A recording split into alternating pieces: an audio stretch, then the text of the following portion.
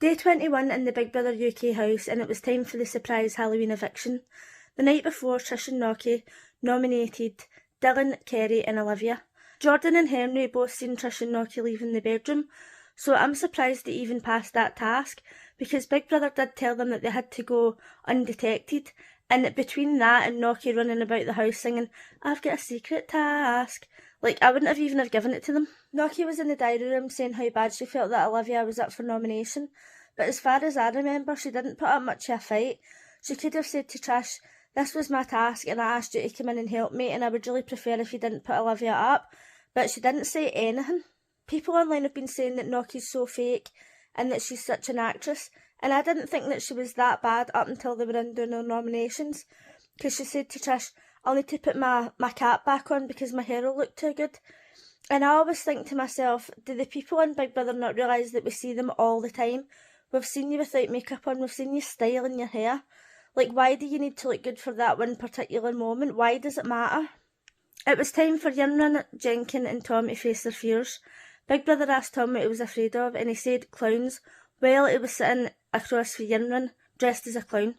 So they brought a clown out, and he was like going round them, and they're going, "Oh, it's scary. Oh my god, it's so creepy." And he's hitting the table with this big fake hammer, and I thought, fuck man, this is lame.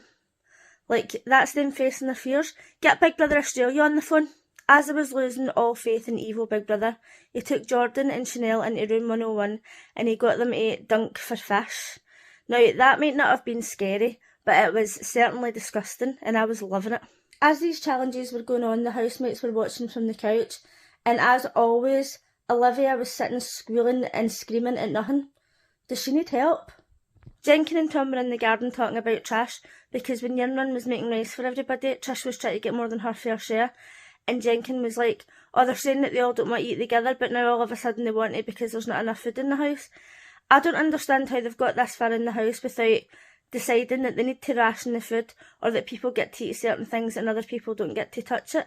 And I think no wonder Dylan goes off his head sometimes, but tonight he did just take it too far. Nocky, Henry, Matty and Trish went into 101 and they had to put their hands into boxes that they couldn't see and feel for a number. Now, even that would make me nervous because I'd be scared in case there was a scorpion or something inside. But because the housemates could see inside, Olivia was like, "Oh, for God's sake, just put your hand in the box." And I thought she'd be absolutely fucking squealing the house down. Henry guessed the wrong number, so they failed that part of the task. And when he was coming back in, you'd have thought he murdered somebody. Like, the way Dylan was acting, like, "Oh, there's no point in us doing ours if they failed theirs, or we might fail." I thought, get a grip. Right, it's not that deep. You're on Big Brother, you're going to expect to get budget shot every now and then. Calm down.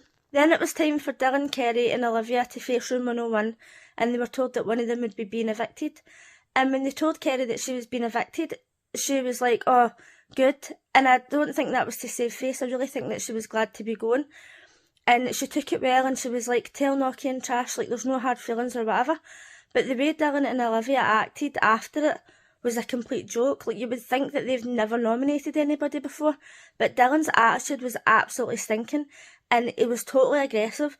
And as I've said before, I've got anger problems, but he went in there and it was completely out of order, and Trish had every right to respond the way she did, because he stormed in there and he was like, it was as if he was going to start fighting with everybody, and he just started shouting at them. And then I kind of didn't like that Big Brother told them who nominated them. I think it would have been better if they didn't know and they were kind of wondering about it, but obviously they just wanted an argument. When Dylan stormed out and started going mental, obviously Trish was going to stand up for herself, but then he says to her something like, "Oh, I thought we weren't going to vote for each other because we'd be the last two black people in the house." And I was like, oh my god, does he think he's in the cookout in Big Brother USA? Like, what's going on here? You can't do that.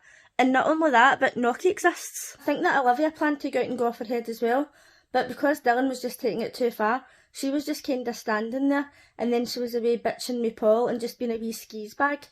Like, obviously it's going to hurt you if the person that you share a bed with has nominated you, but they were just total bitches about it.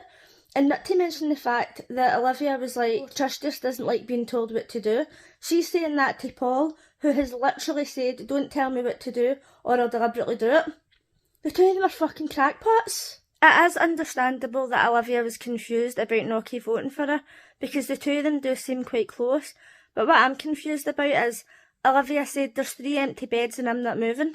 And I'm thinking, if there's 3 empty beds, then why are you sharing a bed with somebody?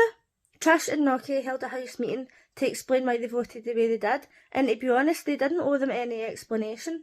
But Trish openly said it was me that voted for Olivia, it wasn't Nocky, but at no time did Nocky say, oh, it was me that voted for Dylan. She just let Trish take all the blame, and it was out of order, and I actually didn't even realise that until I seen Dylan in the diary room voting on the Late Show tonight, and he says, I think that Nocky voted for me. And I thought, why didn't she tell him that at the meeting? Is that not what it was all about?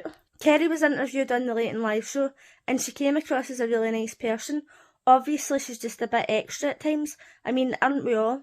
But when Jenkin and other people have been saying she's like Jenna Collins, I thought it was a bit mean, because I thought they were saying that because she's overweight and blonde and she's totally extra. But then tonight during her interview, like the way she was speaking and everything, I thought, do you know what, she does sound a bit like her as well. They asked her how she was feeling inside the house, and she said that the fatigue was really kicking in because she's got MS and she wasn't getting a lot of sleep at night, and we all know whose fault that is. Paul.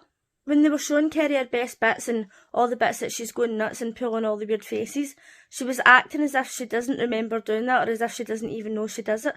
But then she said people are always telling her that you can see all her emotions on her face. So I don't know if she was surprised or if she was just mortified. They were asking Kerry who she wanted to win, and she said Olivia. Now literally just a few days ago I was thinking it is a possibility, but now there's absolutely no chance in hell. They showed you a clip of Matty and Jordan discussing their relationship and saying that maybe they should just talk in a group setting and kinda not spend time alone together. And it's so confusing.